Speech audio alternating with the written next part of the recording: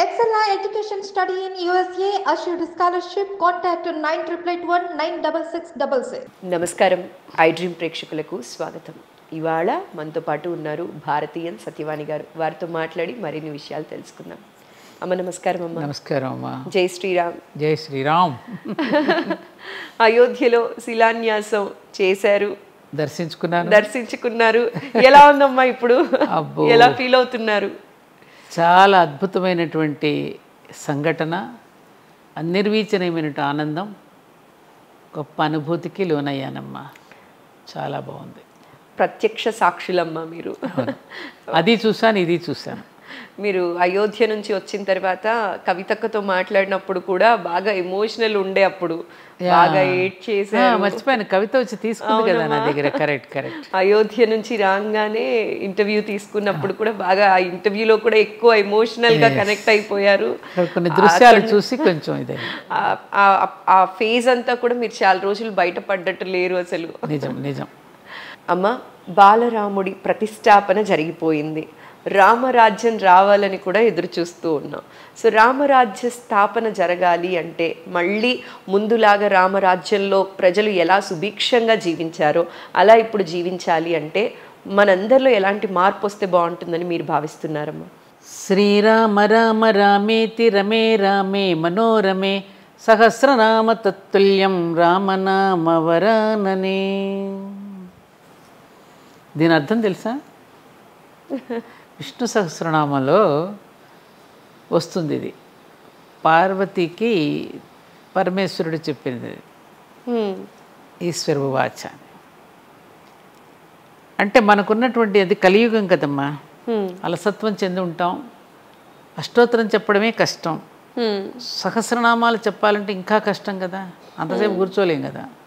అందుకని ఈ ఒక్కటి చెప్పేసుకుంటే ఈజీ అయిపోతుంది. మనకు ఒక సులభ మార్గాన్ని ఇచ్చాడు పరమేశ్వరుడు. విష్ణు సహస్రనామం మొత్తం చదవాల్సిన అవసరం లేకుండా సహస్రనామాలు చదవకుండా ఎంత ఈజీ పద్ధతి ఇచ్చాడు. ఎందుకంటే మనం అలసత్వం, ఉగ్రరోగ సంకలితులైనటువంటి వాళ్ళు ఉంటారనేది కలియుగంలో భాగవతం ప్రకారంగా వచ్చింది. నిజంగానే అలాగే ఉంటున్నాం కూడా మనం. అవునమ్మా. చిన్నప్పుడే మోకాళ్ళ నొప్పులు, స్టూలు లేకుండా ఇప్పుడు పూజలో కూర్చోలేకపోతున్నాం.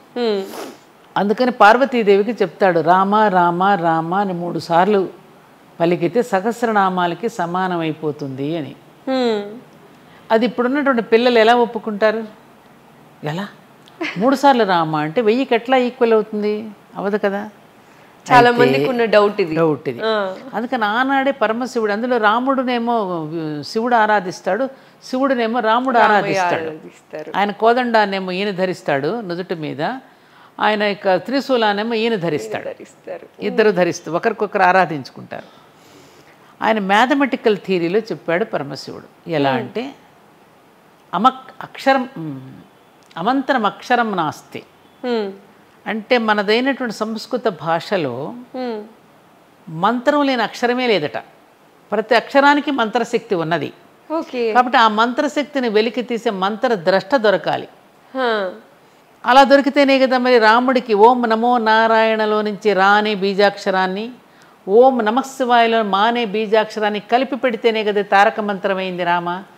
అలాంటి మంత్రద్రష్టలు ఎవరో వశిష్ఠ విశ్వామిత్రులు. అమంతరం అక్షరం నాస్తి మూలం అనౌషధం. మనకున్నటువంటి ఈ వృక్షాలలో ఔషధాలు లేనటువంటి వృక్షాలే లేవు.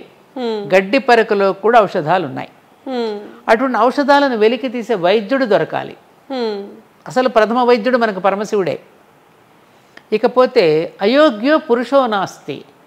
ప్రతి మనిషిలో కూడా, అక్కడ పురుషుడు స్త్రీ అని కాదు భేద, ప్రతి మనిషిలో కూడా యోగ్యత ఉన్నది, టాలెంట్ ఉన్నది, సృజనాత్మకత ఉన్నది. దానిని వెలికి తీసే గురువు దొరకడమే దుర్లభము అని చెప్పినటువంటి అర్థం ఈ నేను చెప్పినటువంటి దీనికి.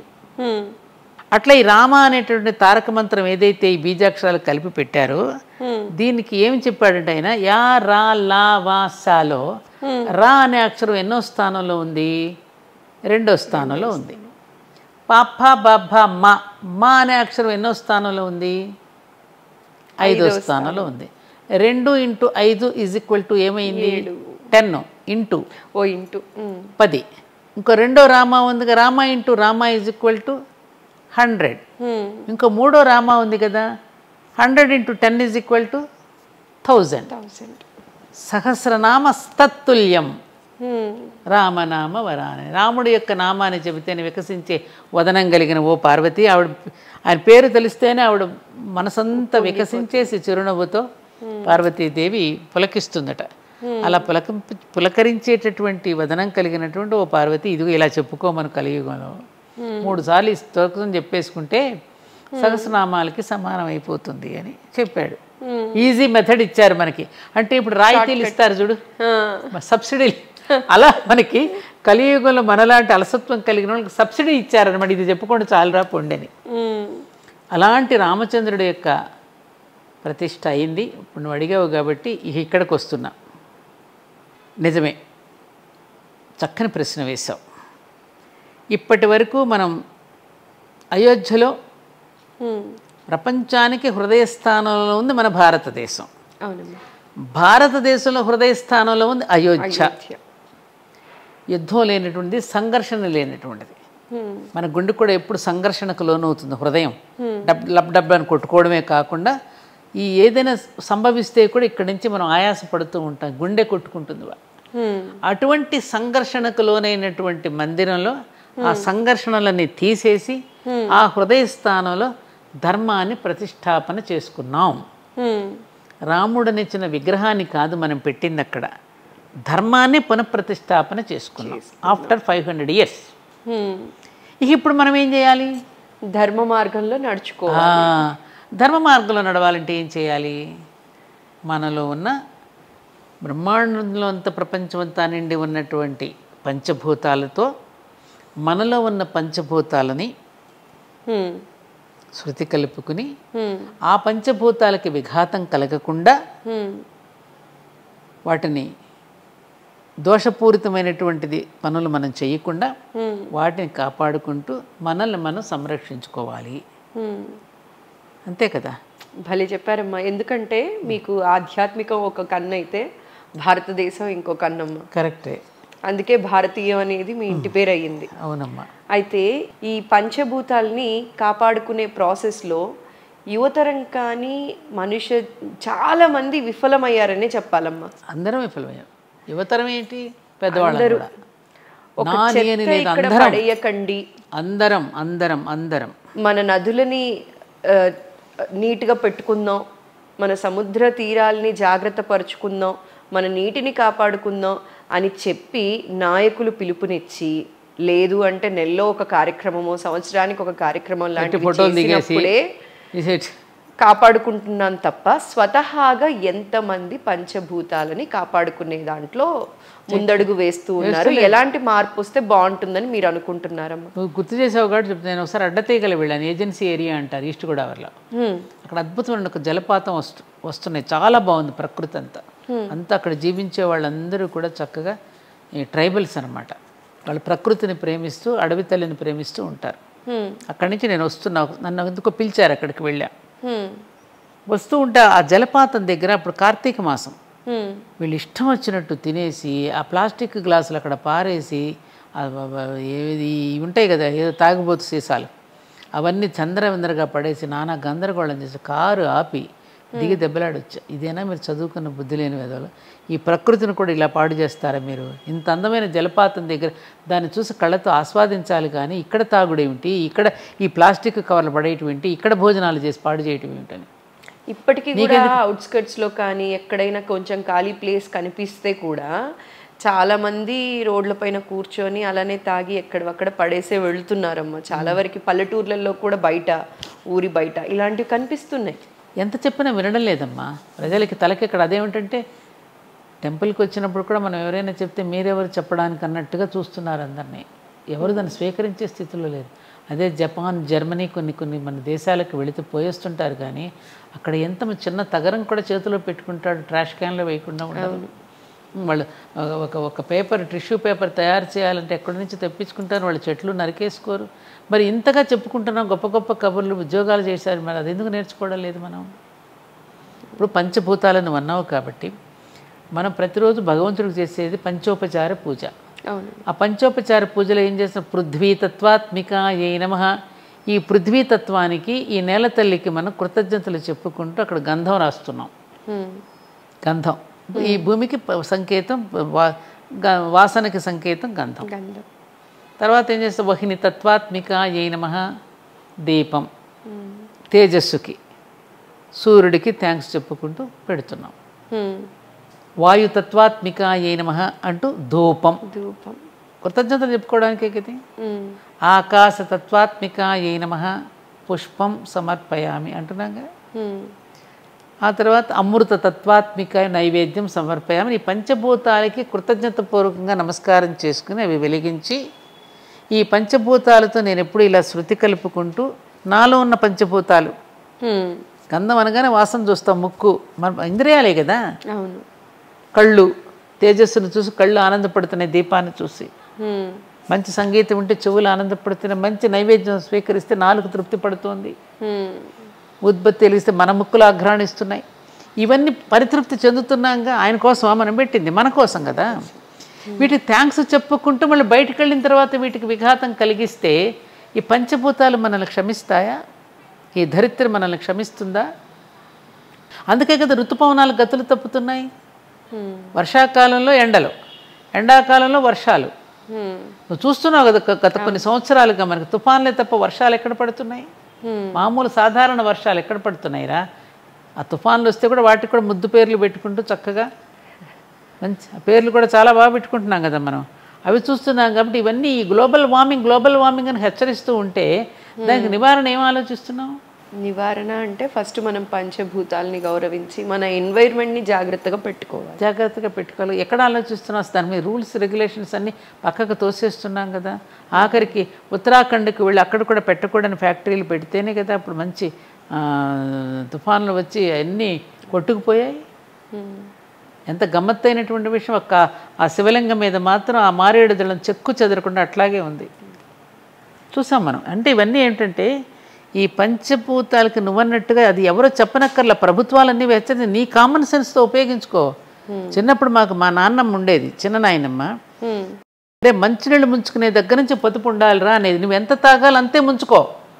ఇప్పుడు మనం ఇంత తీసుకుని అంత పారేస్తున్నాం. ఇప్పుడు పార్టీలకి ఫంక్షన్కి వెళితే బాటిల్స్ ఇస్తున్నారమ్మా, ఇంత సిప్ చేయటం అక్కడ పారేయటం, వేల బాటిల్స్ పడేసి ఉంటున్నాయి. నీటిని గౌరవిస్తున్నావా? ఆహారాన్ని గౌరవిస్తున్నావు? ఎంత అన్నం పారేస్తున్నావు?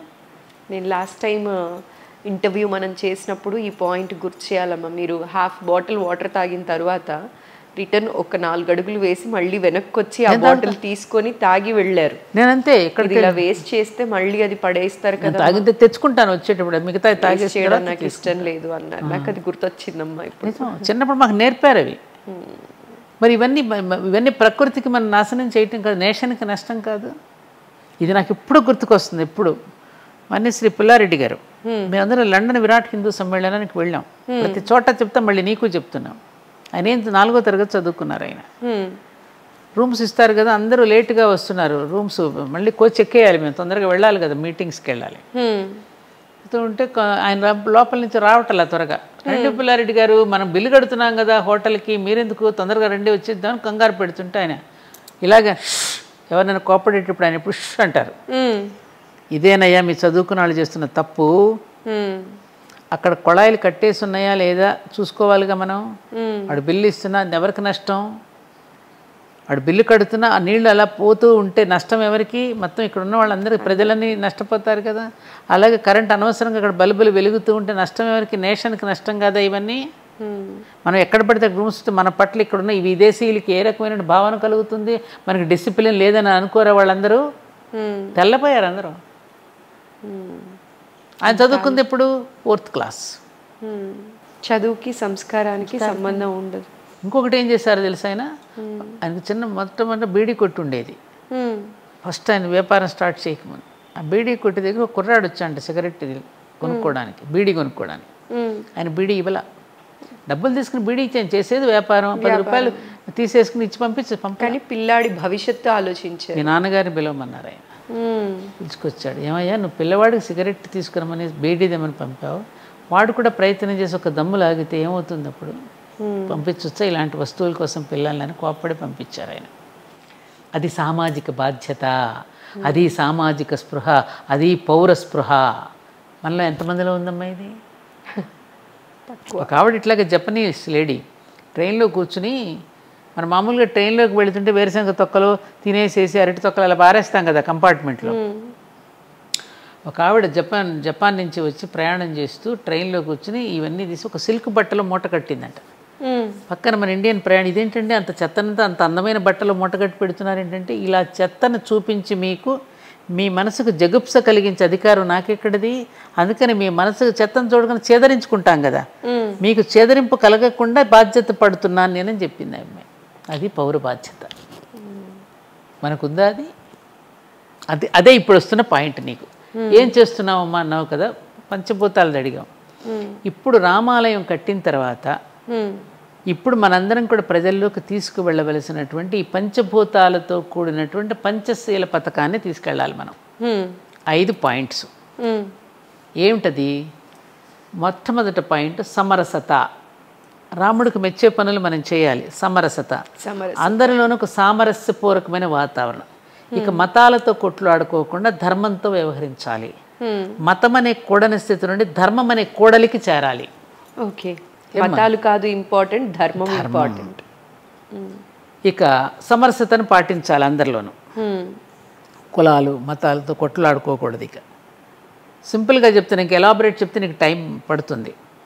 రెండవది కుటుంబ బోధన.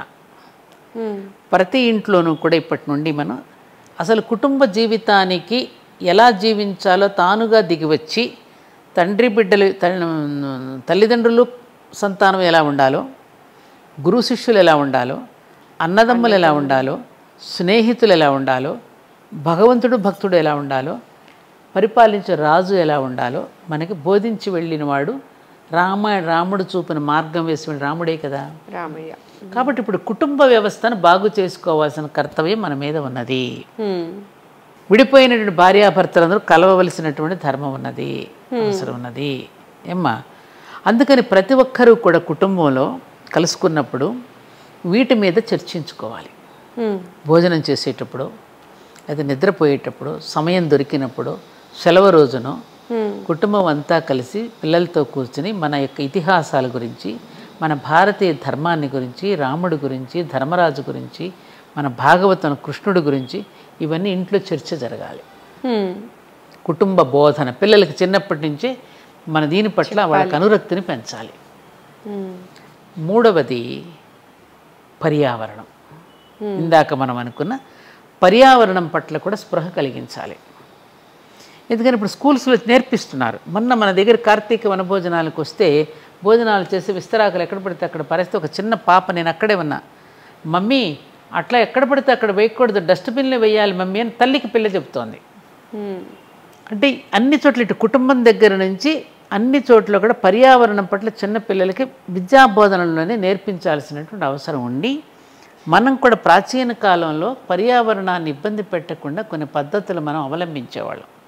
సపోజ్ పిల్లలు పుట్టిన తర్వాత పుడతారు అనుకోగానే అమ్మమ్మలు ఏం చేసేవారు, మన పాత చీరలు పాత పంచెలన్నీ చక్కగా కట్ చేసి కుట్టి లంగోటాలు తయారు చేసి వాళ్ళకి కట్టేవారు, కింద రబ్బర్ షీట్ వేసేవారు ఏమ్మా. అప్పుడప్పుడు అది తడుస్తూ ఉన్నప్పుడల్లా పిల్లవాడు తడికి అమ్మను పిలిచి ఏడ్చేవాడు. అమ్మ పరిగెత్తుకెళ్ళి హత్తును చేసి అమ్మ యొక్క కావాలి వాడికి. ఇప్పుడేం చేస్తున్నాం మనం, ఆ ప్లాస్టిక్కి డైపర్లు కట్టేస్తున్నాం. అది ఎప్పటి వరకు తోసేపు ఉంచుతుంటే వాడికి డబ్బులు వస్తున్నాయి, స్కిన్ పాడవుతుంది, ఇన్ఫెక్షన్స్ వస్తున్నాయి. ఆ పద్ధతులన్నీ పట్టుకొస్తే అప్పుడేమవుతుంది, ఈ డైపర్లు ఇవన్నీ తీసుకెళ్ళి ఎక్కడ పడేస్తున్నాం మనం, రోడ్ల మీద ఎక్కడ చూసినా నీకు అయ్యే కనపడతాయి ప్లాస్టిక్ కవర్లు. కాబట్టి మనకు ప్లాస్టిక్ సంచులు కుట్టుకునేవాళ్ళం, కాకి సంచులు కుట్టుకునేవాళ్ళం, అదే సంచితోనే వెళ్ళేవాళ్ళం, అదే సంచితోనే పట్టుకుని వెళ్ళేవాళ్ళం. అట్లా ఆ విధంగా మన పర్యావరణాన్ని కాపాడాలి అంటే ఈ ప్లాస్టిక్ వాడకాలే కాకుండా నువ్వు అన్నట్టుగా ఇందాక చెప్పినట్టుగా నీటిని పొదుపుగా ఎలా వాడుకోవాలి, కరెంటుని ఏ విధంగా పొదుపుగా వాడుకోవాలి, భూమిలో కలిసిపోయే పదార్థాలు ఏ విధమైనటువంటి వాటిని వాడుకలో తేవాలి, ఇవన్నీ కూడా పర్యావరణం పట్ల. ఏసీలు విపరీతంగా పెట్టేసి, కార్లు విపరీతంగా కొనేసి వాటి నిండా రోడ్ల నిండా వదిలేసి అలా కాకుండా పర్యావరణం పట్ల మనందరికీ కూడా శ్రద్ధ పెట్టాలి. నాలుగవది స్వభావ జాగరణ. అంటే ఏమిటి, మనలో ఉన్నటువంటి స్వభావాన్ని జాగృతం చేసుకోవటం. దాని ద్వారా మనలో ఒక మార్పు, ఇందాక అనుకున్నామే, ఆ మార్పు మనలో ఉన్న శక్తిని వెలికి తీసుకోవాలి. మానవ ధర్మంగా ఏమిటి నా స్వభావం, నేనేం చేయాలి, నేను ఎందుకు పుట్టాను, అసలు మిగతా జీవరాశులకి నాకు ఉన్న తేడా ఏమిటి, వాటికి ఆలోచన శక్తి లేదు, నాకు ఆలోచించే బుద్ధి ఇవన్నీ నాకు ఇచ్చాడు, జ్ఞానం ఇచ్చాడు, నేను ఈ బుద్ధి జ్ఞానంతో నేనేం చేయాలి, నేనేమి పట్టుకెళ్ళనని తెలుసు కదా, చనిపోయినప్పుడు ఇక్కడే ఉండిపోతాయని తెలుసు కదా, కాబట్టి దీని పట్ల నేనేం చేయాలి, స్వభావాన్ని మనం జాగృతం చేసుకోవాలి. 5వది ఇందాక మనం అనుకున్నట్టుగా సివిక్ ఒబీడియన్స్. నువ్వు అన్నావే అమ్మ ఇది కూడా పెద్దవాళ్ళు చెప్పాలా ప్రభుత్వాలు చెప్పాలా అని. ప్రకృతికి ఒక చట్టం ఉంది, ప్రకృతి చట్టం ప్రకారం మనం జీవించటం అనేది ఒకటి పర్యావరణంలో. రెండవది ప్రభుత్వం కూడా కొన్ని నియమాలు పెడుతుంది మనకి, ఆరోగ్యకరమైన నియమాలు. ఆ నియమాలను కూడా ఉల్లంఘించకుండా దాన్ని కరెక్ట్గా అమలు పరచడం. ఇప్పుడు అమెరికా లాంటి దేశాల్లో చట్టాన్ని ఉల్లంఘించడానికి లేదుగా, ఎప్పుడు ఒళ్ళు దగ్గర పెట్టుకుని ఉంటాడుగా, క్యూలోనే వెళ్ళాలి, కాళ్ళు హార్న్ కొట్టకూడదు, టైం పంక్చువాలిటీ, ఇవన్నీ వాళ్ళు చట్టాన్ని ఏ విధంగా అయితే వాళ్ళు అధిగమించకుండా ఎట్లయితే పాటిస్తున్నారో మన భారతదేశంలో కూడా రోడ్డు మీద ప్రయాణించే వాడి దగ్గర నుంచి, ఇంట్లో వ్యవహరించే వాడి దగ్గర నుంచి చట్టాన్ని గౌరవించేటటువంటి దీంట్లో ఉల్లంఘించకుండా, లంచాలు ఇవ్వకుండా మన పౌరధర్మాన్ని పాటించగలడం అనేది సివిక్ ఒబీడియన్స్. ఈ 5 కూడా మనం కరెక్ట్గా కనుక పాటించగలిగితే అప్పుడు ధర్మం 4 వైపులా విలసిల్లుతుంది. అప్పుడు అక్కడ ఉన్నటువంటి రాముడిని తను తెచ్చిపెట్టుకున్నందుకు అందరికీ కూడా ఆయన అనుగ్రహాన్ని ప్రసాదిస్తాడు. అప్పుడు రామరాజ్యం. అప్పుడు రామరాజ్యం అంటే అదే కదా.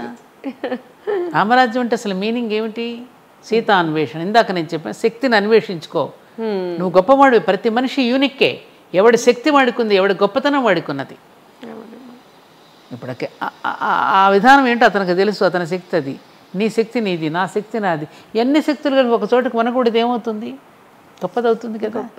కాబట్టి వాటన్నింటినీ కలిపి ఒక చోటికి పోటీ చేస్తే ఎట్లాగో సీత అన్వేషణ జరగాలి, శక్తిని అన్వేషించుకో. ఆ తర్వాత వారధి నిర్మాణం జరగాలి. ఇందాక మనం చెప్పుకున్నట్టుగా కులాలు మతాలన్నీ కరిగిపోవాలి, మన వ్యక్తిత్వాలు మన గోత్రనామాలు అన్నీ కరిగిపోయి ఏ విధంగా అయితే పశుపక్షాదులు ఉడతలతో సహా వారధి నిర్మాణంలో పాల్గొన్నాయో అందరం కూడా ఈ భారత జాతి యొక్క నిర్మాణంలో అందరం కూడా పాల్గొని పునర్నిర్మాణంలో పాల్గొనగలగాలి. అప్పుడేమవుతుంది? దశకంఠ సంహారం అంటే మనలో ఉన్న అరిషడ్ వర్గాలని సంహరించుకోవాలి. అప్పుడు రామరాజ్యం సిద్ధిస్తుంది. ఇది రామాయణం యొక్క ఎసెన్స్. దీనిని కొంతవరకైనా పాటించడానికి ఇప్పటి నుండి ప్రభుత్వాలు ప్రజలు కూడా అనుసరించడానికి ప్రయత్నం చేస్తే రామరాజ్యం సిద్ధిస్తుంది. ఇది రామరాజ్యం యొక్క టోటల్ ఎసెన్స్ అను దాని యొక్క అంతరార్థం. ఈ దిశగా మనం ప్రయాణం చేద్దాం. ఇది జాతి యొక్క పునర్నిర్మాణానికి అయోధ్యలో పూరించిన శంఖారామం ఏదైతే ఉన్నదో అది అందరం కూడా అందుకోగలిగినప్పుడు ఎప్పుడు కూడా విశ్వగురు స్థానంలో ఉంది నా భారతదేశం. ఇప్పుడు మరింత గొప్పదైనటువంటి పూజనీయ స్థానంలో ఎలాగూ ఉంటుంది, ఇంకా మరింతగా ఆవిడ ఆనందపడేటట్టుగా భారతమాత గర్వపడేలాగా నా బిడ్డలు ఇలాంటి వాళ్ళు అని చెప్పుకునేటట్టుగా మనం మారాలి. మనం మారుదాం, యుగం మారుతుంది. సాదాగా జీవిద్దాం, ఉన్నతంగా ఆలోచిస్తాం. అందరం యోగులం కానక్కర్లేదు, నిరుపయోగులం కాకుండా ఉంటే చాలు. ఈ 3 సూత్రాలు మనం పాటిస్తే తప్పకుండా మనం అనుకున్న అందరూ యోగులం కాదు, నిరుపయోగులం కాకుండా ఉంటే చాలు. ఈ మూడు నినాదాలు మనం తీసుకుంటే ఉందమ్మా. ఇది మాత్రం ఇది చేద్దాం. ఏమంటావు? చాలా బాగా చెప్పారమ్మా. అయితే శివకేశవుల్ని ఎప్పుడు కూడా వేరు చేసి చూడకూడదు అంటారు. మీరు కూడా ఇందాక శ్రీరామ రామ రామేతి రమే రామే మనోరమే ఆ శ్లోకం గురించి చాలా సవివరంగా వివరిస్తూ శివుడి గురించి, పార్వతీ గురించి కూడా పార్వతీదేవి గురించి చాలా చక్కగా చెప్పారు. అయితే ఒక్కసారి మీకు ఇష్టమైన శివుడి కీర్తన కానీ శ్లోకం కానీ ఏదైనా మా ప్రేక్షకుల కోసం చెప్తారా అమ్మా? కీర్తనలు రావురా నాకు. జనరల్గా మీకు ఇష్టమైన సంకీర్తనలు ఎలాంటివి ఎక్కువ? అన్నీ ఇష్టమే నాకు నామ సంకీర్తన. ఎందుకంటే ఈ కలియుగంలోనే కలవు కేశవ కీర్తన. కీర్తన ఒక్కటే మన మోక్షస్థితికి తీసుకెళ్ళగలుగుతుంది. ఎందుకంటే యజ్ఞయాగాది క్రతువులు అన్నీ కూడా ఇప్పుడు పెద్దగా ఫలించవు. ఆ యజ్ఞయాగాలు చేసేటటువంటి ఆ ఓపికలు, తీరికలు, ఆ చిత్తశుద్ధి, భాండశుద్ధి, పాకశుద్ధి, మనం పెట్టే పదార్థాల శుద్ధి దొరకడంలా ఇప్పుడు. అందుకని అవి ఫలించవని తెలుసు మనకున్నటువంటి శారీరక స్థితిగతులను బట్టి. కానీ అందుకని సూక్ష్మంగా ఇచ్చేశాడు మనకి. చాలా తరించగోరినటువంటి వాళ్ళకి చాలా సూక్ష్మ పద్ధతులు ఇచ్చారు మనకి ఇప్పుడున్నటువంటి యుగం పురుషులకి. అదే నామ సంకీర్తన. అందుకని నేనేమంటాడు, కలియుగంలో నేను వైకుంఠంలోనూ ఉండను, యోగుల హృదయాలలోనూ ఉండను, ఎక్కడ నా నామ సంకీర్తన జరుగుతుందో అక్కడ ఉంటానన్నాడుగా. అందుకని అన్ని కీర్తనలు ఇష్టమే సంగీతం. అందులోనే కదా తన్మయత్వాన్ని పొందగలిగి ఆ కాసేపు కూడా అన్నీ మర్చిపోయి మోక్షస్థితికి వెళ్ళగలిగినటువంటి శక్తి సంగీతానికి, సాహిత్యానికి, నృత్యానికి, లలిత కళలకి ఉంది. అందుకే మనకు అంత ప్రాధాన్యత లలిత కళలకి. ఏమ్మా అందుకని కీర్తనలు రావు కానీ వందే శంభుముమాపతిం సురగురుం వందే జగత్కారణం వందే పన్నగభూషణం మృగధరం వందే పశూనాం పతిం వందే సూర్యశశాంకవహ్నినయనం వందే ముకుందప్రియం వందే భక్తజనాశ్రయం చ వరదం వందే శివం శంకరం హస్తే కురంగం గిరిమధ్యరంగం శృంగారితాంగం గిరిజానుషంగం మూర్ధేందుగంగం మదనాంగభంగం శ్రీశైలలింగం శిరసాన్నమామి శ్రీశైలలింగం మనసా స్మరామి.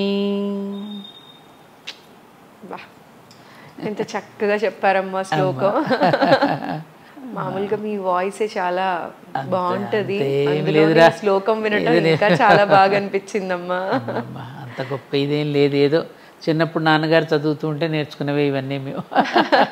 అమ్మ మీరు ఇందాక మాట్లాడుతూ ఒక మాట అన్నారమ్మా, ఇంతకు ముందు ఇంటర్వ్యూలో ఒక మాట అన్నారు, నేను పెద్దగా చదువుకోలేదమ్మా కానీ మా గురువుగారి దయ వల్ల ఆయన ఆజ్ఞ వల్ల ఇలా వచ్చింది. ఎంతవరకు చదువుకున్నారమ్మా మీరు? ఎస్ఎస్ఎల్సి అంటారు, 11వ తరగతి, జిల్లా పరిషత్ హై స్కూల్, ఓకే, నూజివీడి దగ్గర ముసునూరు అనే ఒక గ్రామం, చారిత్రాత్మకమైనటువంటి గ్రామం అది.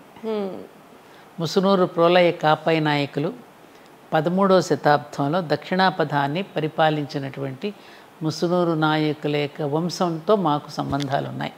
మా గ్రామాన్ని రాజధానిగా చేసుకుని పరిపాలించి ఆ కాలంలో తురుష్కులను వెళ్ళగొట్టి మహమ్మద్ బిన్ తుగ్లక్ లాంటి వాళ్ళ మీద చేసి పరిపాలించినటువంటి గొప్ప చక్రవర్తులమ్మ.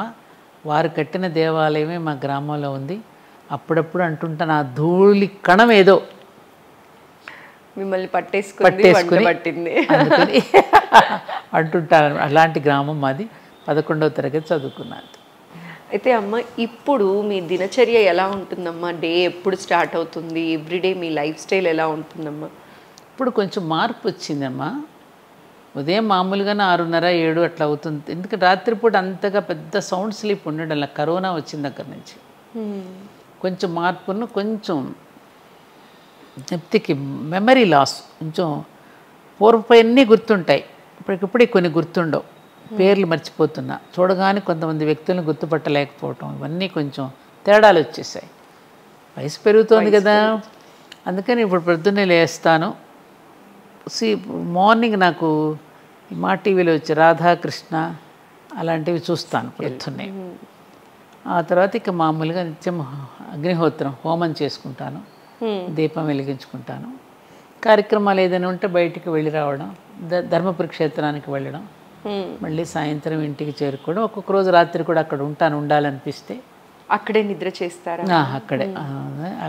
అలా ఉంటూ నా జీవితాన్ని ఇలా ఎక్కువగా ఈ స్టూడెంట్స్ దగ్గరికి వెళ్ళడం, ఇంకా మరీ ఇంపార్టెంట్ అనుకుంటే ఇంకా తప్పనిసరి వెళ్తున్నాను. కానీ చాలామంది పాపం ఆహ్వానిస్తుంటే రాలేనమ్మా దయచేసి ఏమనుకోకండి. దూర ప్రయాణాలు చేస్తే నాకు భోజనం ఎక్కడ తిన్నా నాకు అంతగా సరిపట్టాలి. ఇంటికి వచ్చి భోజనం చేయవలసిందే, బయట ఎక్కడ తిన్నా నాకు ఇంతకు ముందులా సరిపట్టల్లా. కొంచెం హెల్త్లో తేడా వచ్చిందమ్మా. అందుకని సున్నితంగా నన్ను అర్థం చేసుకోండమ్మా అని కొంచెం చెప్పటం వెళ్ళలేని పరిస్థితి వస్తుంది. అయితే అమ్మ చాలామంది మనం ఇదివరకు చేసిన వీడియో కింద కమెంట్స్ చూసినట్లయితే ధర్మపురి క్షేత్రాన్ని కూడా చూపట్టమని, మీ ఆధ్వర్యంలో ధర్మపురి క్షేత్రం విశిష్టత గురించి, అక్కడ కొలువైన అమ్మవారి గురించి తెలుసుకోవాలని కూడా అనుకుంటున్నారమ్మ. త్వరలో మీరు మీ సమయాన్ని కేటాయించినప్పుడు ఒకసారి మనం ధర్మపురి క్షేత్రానికి వెళ్ళి అక్కడ అమ్మవారి దర్శనం చేసుకొని, అక్కడ ఆ మహిమలు, అక్కడ గోశాల కూడా ఉందమ్మా, సో దాని మీద కూడా మనం మాట్లాడి ఒక వీడియో చెయ్యాలి, చాలా మందికి అది చూపించాలని అనుకుంటున్నాను. తప్పకుండా తల్లి, ఆ తల్లే నాకు సర్వస్వం అయిపోయింది ఇప్పుడు. తప్పకుండా అమ్మా, మీరు ఎప్పుడంటే అప్పుడు నాకు కాస్త ముందుగా తెలియచేయండి, నేను తప్పకుండా చేస్తాను. అమ్మ, థ్యాంక్ యూ సో మచ్ అమ్మ. చాలా మంచి మంచి విషయాల్ని ఇవాళ మా ప్రేక్షకులకు తెలియచేశారు. మీ విలువైన సమయాన్ని మా కోసం, మా ప్రేక్షకుల కోసం కేటాయించినందుకు మరోసారి ప్రత్యేక ధన్యవాదాలమ్మా. నమస్కారం. చాలా సంతోషం తల్లి. అమ్మ చల్లగా చూడాలి నేను, Shyamala Devi. Thank you so much అమ్మా. మంచిదమ్మా.